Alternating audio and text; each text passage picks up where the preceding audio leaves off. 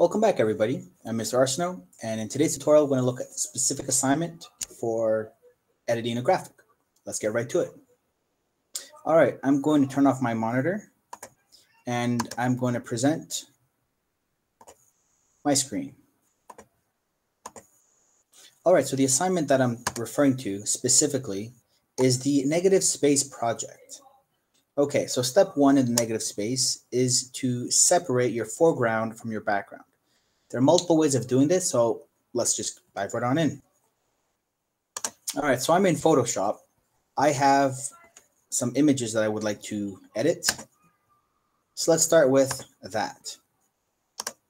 Now, the easiest thing to do would be to collect an image that's already pre-done for you.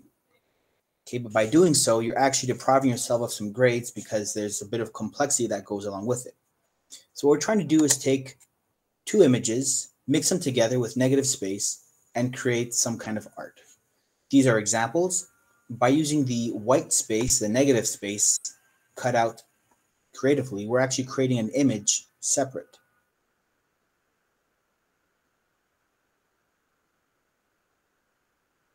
It's quite a few. This one's pretty cool. The tree in the savannah. Gorilla and the lion. Bears, that's a big one. Shark eating a leg. Yep. Okay, so that's what we were trying to do today. All right, so like I said, your choices are to go the easy route and pick out a silhouette. Now, if you pick out a silhouette, make sure you're picking out a silhouette that's a bit more edited. If you take out some clip art and the line's already pre-smooth for you, it might be a little obvious. It still might look good, but in showing your steps, you have to be aware of that. Okay, so I've chosen an image. I've saved it. I've taken this cat image, and I'm also looking at LeBron James, and I've saved this image of him dribbling down the court. And what we're going to do is we're going to edit them in Photoshop. So first thing I'm going to do is in Photoshop, I'm going to select File, Open, and I'm going to find my photos. So let's start with the scared cat. I'm going to double click, and here I have my image. Now right off the bat, I can see there's a few things I'll have to edit out. There's a bit of a blur above his ears, and there's some fuzz on his bottom. But thankfully, because his outline is white, I can use a particular tool that will make it easy for us. Now, the first thing we need to do in our space is select this very top button, the Move tool. And right up here, about, I don't know, let's say 3 or 4 inches into your screen, you have a button called the Free Transform tool. This button right here, you have to select it on. Otherwise, you won't be able to see your handlebars when you're selecting different selections. So now that I have that selected, oh, look at that. I can't do much to it. So I'm going to press Cancel. Now what it's telling me is my layer is incompatible, so it's locked. I can't do much with it. So first I'm going to take off my lock, first and foremost. Now it changes to layer 0. A good habit to always have is to duplicate your layer. That way, in the event you make a mistake, you always have ground 0 you can work back from. Okay, so I'm going to work with layer 0 as a copy. It's the first layer, of course, same thing. But I'm going to turn off the visibility of layer 0. All that means is anything I do up here, I'll be able to see my changes, and it's not going to be duplicated down here. All right, so first thing I can see is because I have an all white background, there's a particular tool I can use called the Magic Wand. The Magic Wand takes away different percentages of white color, or of one color. So 4th tool down, I'm going to click and I'm going to hold. And underneath the Object Selection tool, I have the Magic Wand. My tolerance right now is set to 25, but watch what happens if it's set too high. If it's set too high, say to 70, if I pick out the white, it's going to try to draw out similar colors of white from within my foreground. You see how I'll try to get some of the fur in there? That's going to be a problem. So if you're able to, you can play around with this and drop it down and recheck your color ever so often to see exactly how much is going through. Now at 50, I still have a shred here and a shred here. So let's go down to 25. When I reselect, it's virtually a perfect outline. So now that I have that, I'm going to press the delete key and I get a checkerboard background. That means that it's been cut out, it's been deleted. If I do not check this off, my eyeball, my visibility, it looks like nothing's actually changed. But in my thumbnails, you can see there's a distinct change. Okay, so I need to deselect this guy and I need to make some additional changes. So there's two things I could do. I could go edit, or where is it? Selection, deselect, select, and then there's deselect, save selection.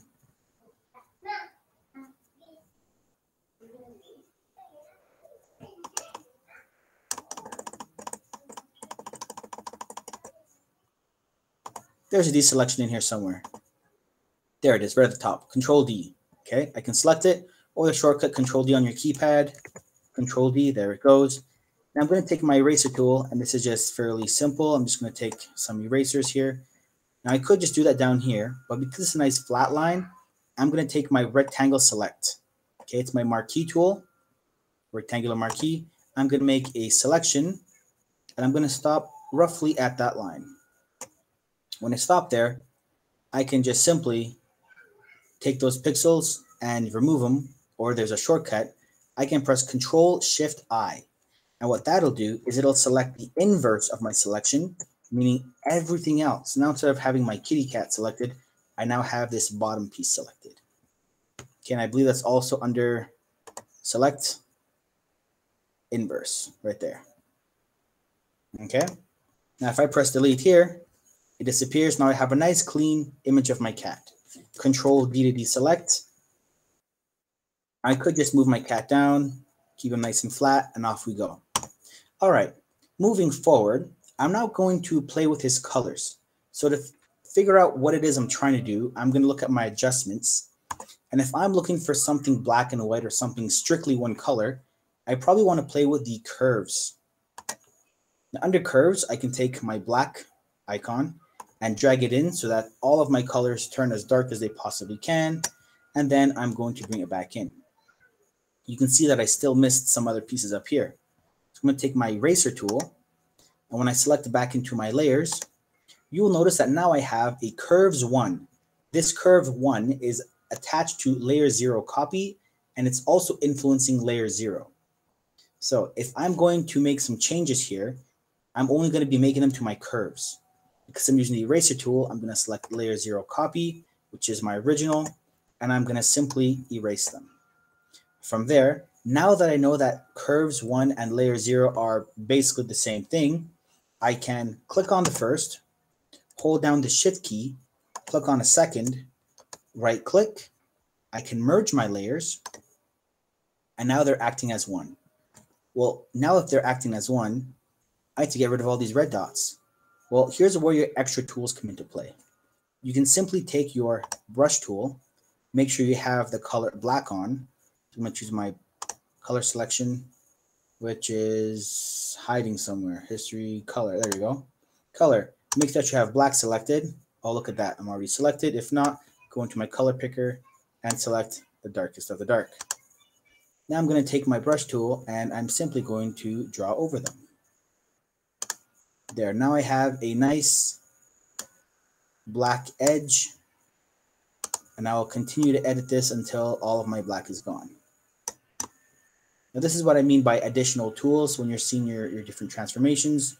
Because if we go back into our assignment, step 3 says compose your images together and modify as necessary. Well, I'm going to have to modify using additional tools, a paintbrush, that's fairly basic. And transformational reflections, I won't do that just yet. Let's see what else we need to do. Okay, so now I'm going to keep going, and we'll just assume that I've taken the time to clean up this kitty cat as best as I can. Okay, I'm going to save this kitty cat. File save. Save on my computer. Just call him cat, something simple. Okay, moving on. I'm going to attempt to do LeBron James now. So file new, not new, I'm sorry, file open. If I chose file new, I'd have to select the size of my dimensions that I want for my canvas. And I don't want to do that. I just want to start with LeBron and his size. Okay, so same thing. I'm going to deselect my lock, right click. I'm going to duplicate the layer, and I'm going to turn off the visibility so I can work with this guy. All right, so the magic wand dealt with one particular color and its various shades based on the tolerance that I've selected. The quick selection tool, on the other hand, deals with lines.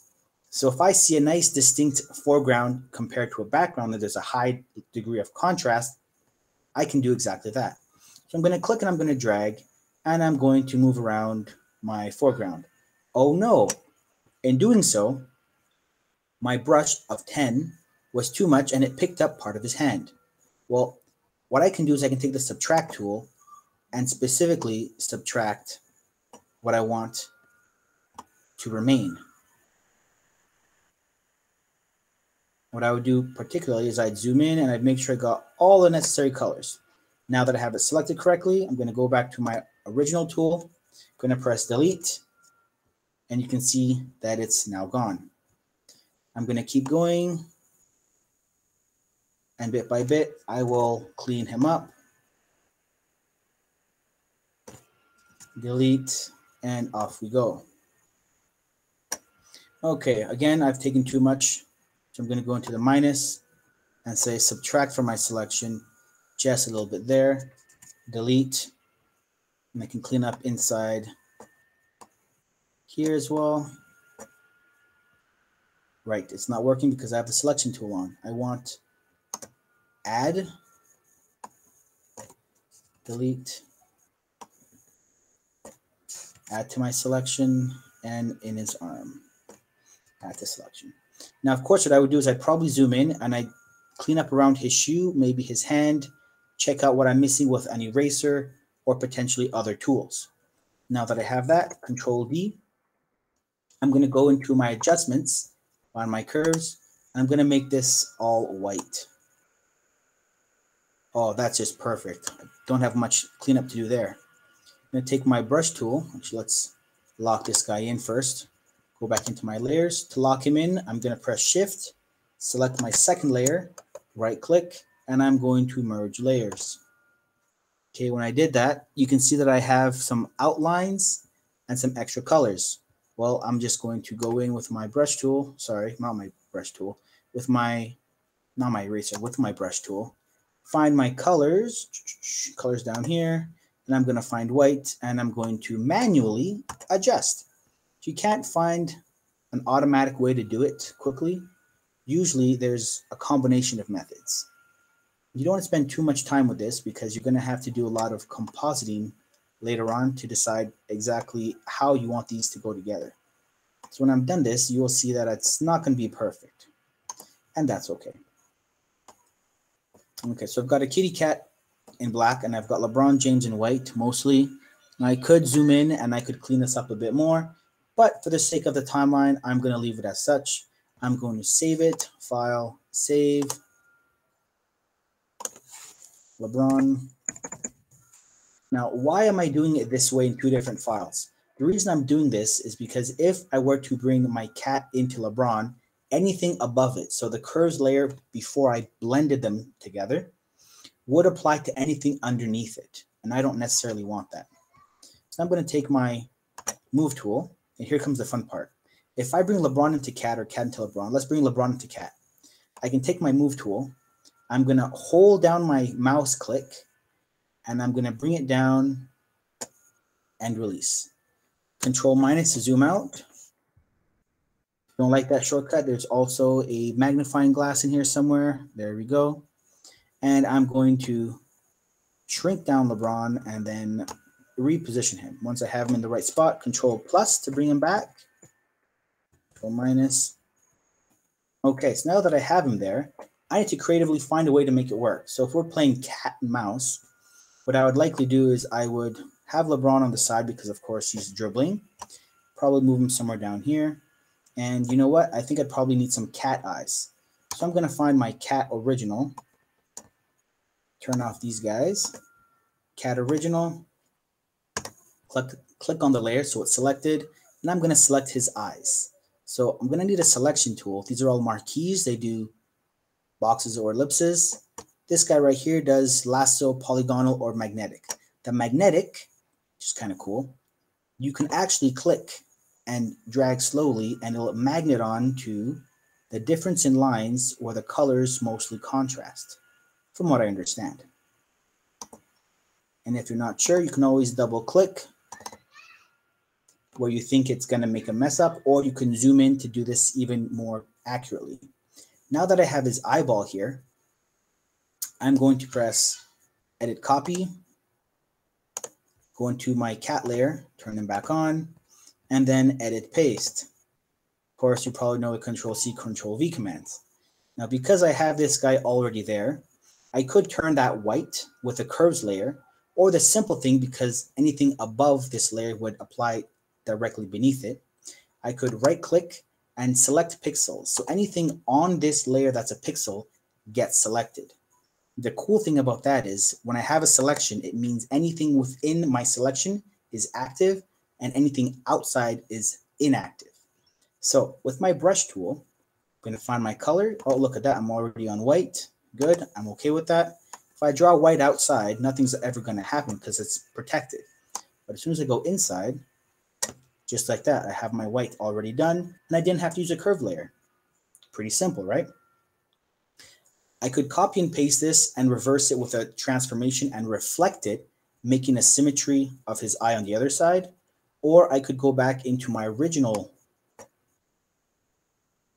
cat and pull out a different eyeball. Doesn't really matter which one. Well, let me turn this off. That looks a little creepy.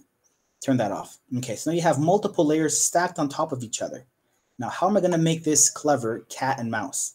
Well, I could probably have an extra paw coming out to the side and put his greatest rival on his forehead or something to that nature. Okay, now this image typically doesn't really go together, I would say, but for the interest of explaining what it is that I'm doing, I think it's a fairly quick explanation. Creativity part is going to be up to you. I would have to clean this up, and quite likely what I would do is I'd probably take my brush tool and I'd clean up the edges here. That way it gives me an extra step that I can record in my log, let my teacher know, and maybe even choose a different cat or resize it because that's disproportional in my mind. Maybe make a chasing pun or something like that. Anyways, let's check our assignment, see if we're good to go there. Okay, convert your images into two colors, black and white. Separate foreground from your background, yes. And additional tools. Okay, another tool that you may find helpful is your modification tool. So if you have something selected, like say the eyeball, and you want to do an outline or an offset, you go to select, modify, and you could either expand the selection by so many pixels, contract it, or feather it, and that means to soften. So if I went to expand, say I expanded it by 5 pixels, now my exact selection is expanded by 5 pixels. I can make a new layer, fill this with a color like say, I don't know, red, pick red, fill with red, and then I could drop that layer underneath my eyeball layer, and then I'd have an outline of red. Now, because I'm only using 2 colors, it might help if you're using a trace or a cutout of something, or if you prefer, you can also bring these images separately into Adobe Illustrator and work from there. Okay, so I think I've talked enough about this today. Let's go back to the meet and shut it down. I invite anybody to ask me questions. Stop broadcasting. Camera back on. So that is it. If you have any questions, please feel free to ask me. Google is probably your most powerful tool. If you have something very specific, there's lots of tutorials out there. I know enough to get by with what I choose to do, but it all depends on your creativity. Because it's such a powerful tool, there likely is some stuff out there that could do it better or differently than I've shown you today. Hopefully that helps, and I'll see you in the next one. Bye for now, guys.